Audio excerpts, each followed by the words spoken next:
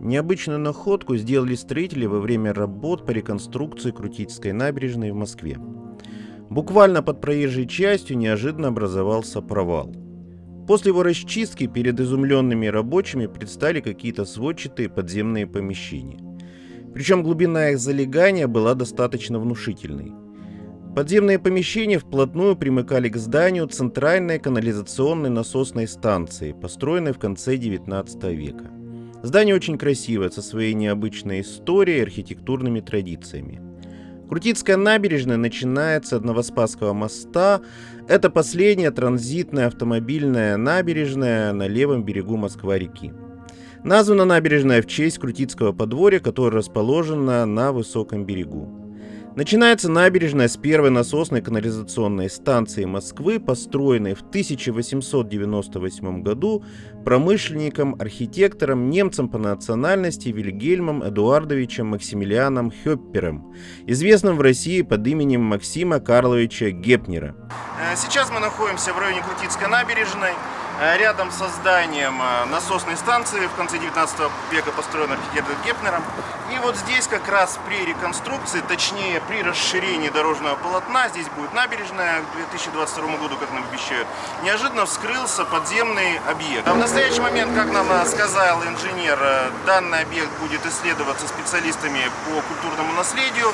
После того, как будет проведена его, скажем так, паспортификация, будет определено, насколько он представляет интерес в качестве именно объекта именно культурного наследия. Скорее всего, он будет дальше завален, забетонирован. И нам на самом деле сейчас очень повезло, что мы смогли вот просто успеть подъехать, заснять, пока здесь еще вот это все вскрыто, и можно наблюдать кусочек истории 19 века. На самом деле таких объектов очень много по Москве. Большая часть из них находится под асфальтом. Насколько я понимаю, особого интереса для культуры и археологии не представляют, но тем не менее, это опять же та история, которая от нас в настоящее время скрыта.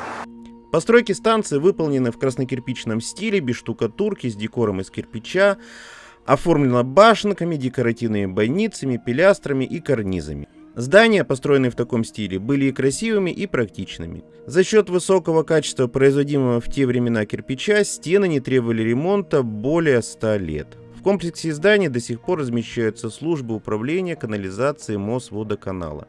Надо отметить, что большая часть московской канализационной сети, а это тысячи километров, самотечная. То есть вода в трубах течет сама по себе за счет уклона.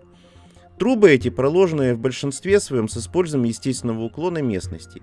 А естественный уклон местности — это практически всегда река или ручей. Так и получается, что основные канализационные каналы идут вдоль рек и часто даже носят их имя. А впрочем, большинство московских рек и ручьев, а их больше сотни, тоже давно текут в трубах, а сверху проходят обычные улицы, и многие горожане и не подозревают, сколько труб у них прямо под ногами. В конечном счете все сточные воды стекают в самую низкую часть города, на юго-восток, туда, где находятся Курьяновские и Люберецкие очистные сооружения, куда течет сама Москва-река. По сути, город выпивает Москву-реку и Волжскую воду, пропуская ее через себя и, очищая, выливает обратно. Однако, как водится, везде есть свои исключения. Полностью сделать сеть канализации самотечной не получается. В некоторых местах самотечные каналы были бы крайне тяжело прокладывать, где-то просто невозможно. Кроме того, сама по себе сеть существенно сложнее, чем упрощенное описание выше. Существуют всевозможные дублирующие, соединительные, перепускные и прочие каналы, есть дюкеры под реками. Иногда канализационные стоки все-таки приходится поднимать выше по рельефу, а не спускать самотеком. В таких случаях и строят канализационные насосные станции. Первая КНС, канализационная насосная станция, появилась, как я и говорил, в Москве вместе с канализацией в 1898 году. Она находилась на нынешней Крутицкой набережной, близ нынешней станции метро Пролетарская. К ней самотеком стекались все канализационные воды Москвы. На самой КНС стояли большие насосы, которые перекачивали стоки в напорные трубы, ведущие в загородный канал, который в свою очередь шел на Люблинские поля фильтрации, располагавшиеся на месте нынешнего района Марьино. Это краткая история здания, рядом с которым были обнаружены странные подземные сооружения. А теперь давайте спустимся вниз и посмотрим, что они из себя представляют. Посмотрите сами, сводчатые потолки указывают на то, что постройка явно ровесница центральной насосной станции и, скорее всего, строилась одновременно с ней. А вот плитка на стенах – это результат уже более поздней реконструкции. Но что могло располагаться в этих подземных комнатах? Посмотрите, на стенах все еще видны крепления для какого-то оборудования, скобы, опоры, массивные крепежи. Создается впечатление, что это сооружение имело 2 этажа. Вот посмотрите, тут даже сохранился фрагмент пола. То есть сейчас мы находимся с вами на -2 уровне. И может быть это не предел, и ниже есть и другие помещения. Все эти помещения были засыпаны песком. Как нам сказали строители, они достали оттуда несколько КАМАЗов просто песчаной смеси какой-то. Вот, кстати, она до сих пор лежит рядом с раскопом. И может быть это не предел, и ниже есть и другие помещения.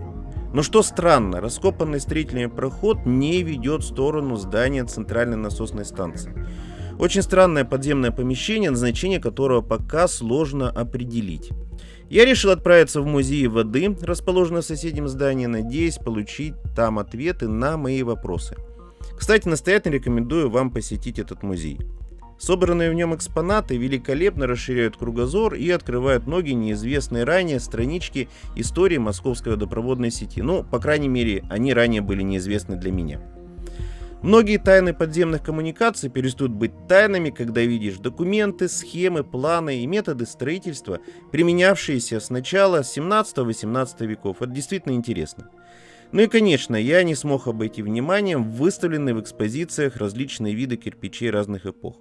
Мне это интересно в первую очередь потому, что каждый из таких кирпичиков характерен для конкретной эпохи и может использоваться при первичной оценке возраста сооружений. Кстати, очень удобно. Формат А4 листочек положен. И вот можно в сравнении с размерами листа формата А4 примерно представить размер кирпича эпохи конца 18 века. Нормальный формовочный кирпич, но по размеру чуть больше современного. Ну, в принципе, мы это и так знаем. Больше всего, конечно, вот эти вот интересные старые документы. Краткое описание Московского водоканала. Музей нас продолжает радовать кирпичами. Написано: кирпич завода Челнокова из ложемента Ростокинского акведука, третья очередь строительства 1793 года. Это уже конец 19 века. Кирпичик побольше и потолще. В разные века были разные стандарты на кирпиче.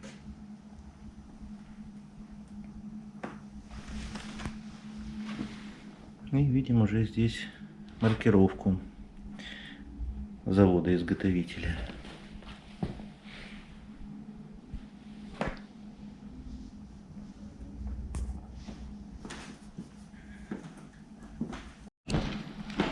Ну вот еще кирпичики, большой и маленький.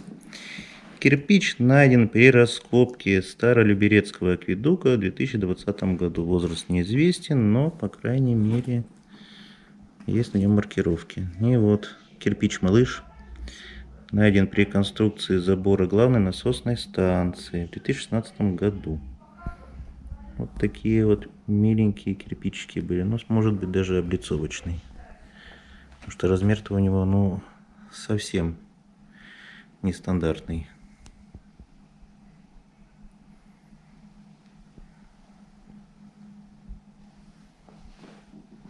Ну вот тоже интересный экспонат. Фрагменты глиняной трубы канализации частного владения. И даже на глиняных канализационных трубах стоит маркировка завода-изготовителя. Знак качества своеобразный.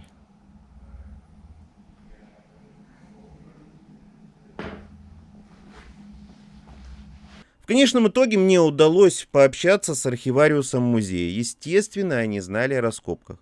Но точных планов найти не смогли, хотя они хранятся в архиве музея. На радостях от разгаданной тайны я озвучу вам то, что мне передали работники музея. Вот, пожалуйста.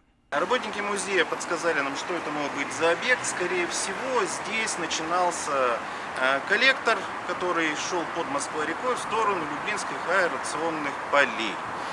То есть вот здесь вот на глубине, может быть 5, может быть 10 метров, это надо будет смотреть уже по схемам, начинался спуск под Москва-реку, и то ли 10, то ли 12 километров вот эта вся система под землей шла уже в сторону Люблинских аэрационных полей.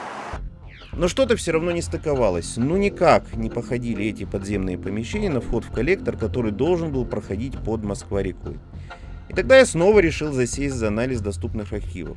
И в тот момент мне попалась на глаза одна фотография, которая дала ответ на вопрос, что же было найдено под Крутицкой набережной.